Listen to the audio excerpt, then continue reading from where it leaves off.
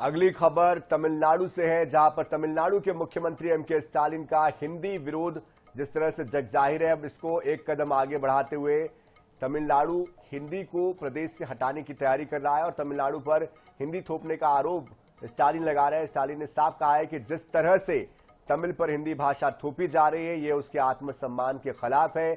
अब स्टालिन की सरकार हिंदी पर बैन लगाने की तैयारी में है।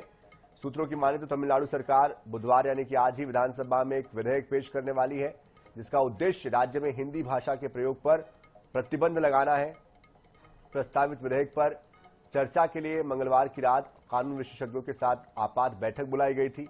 इसका उद्देश्य तमिलनाडु में हिंदी होर्डिंग्स और फिल्मों, गानों और अन्य जो हिंदी से जुड़े हुए साहित्य कंटेंट है उस पर बैन लगाने से जुड़ा हुआ रहा है।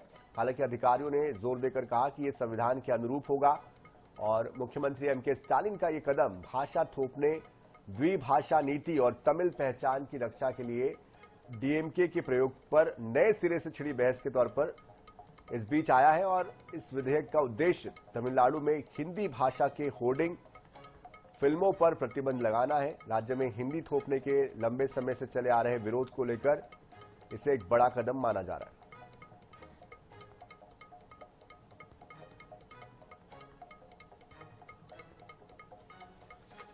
तो देखिए, जो नई शिक्षा नीति आई है उसमें भी 3 भाषाओं का जिक्र किया गया है, जिसमें कि एक स्थानीय भाषा, एक अंग्रेजी भाषा और हिंदी का जिक्र होता है। ऐसे में यहां स्टालिन चाहते हैं कि हिंदी को बैन किया जाए तमिलनाडु में खास तौर पर, उसके बदले तमिल को बढ़ावा दिया जाए और दूसरी भाषा के तौर पर अंग्रेजी को प्राथमिकता दी जाए। आपको याद होगा कि फरवरी मार्च के महीने में जब बजट आया था तब उन्होंने रुपए का जो हिंदी का सिंबल है उसको उन्होंने वहां पर लिखने के व्यवहार में बदल दिया था और उसको तमिल शब्द में बदल दिया गया था। इसको लेकर भी एमके स्टालिन चर्चा में थे। जब लिखा जाता है तो वहां पर रुपये का सिंबल आर नहीं लिखा जाता बल्कि कुछ और वहां की तमिल भाषा में लिखा जाता है और उसके बाद से ही ये पूरा मामला गरमाया हुआ है।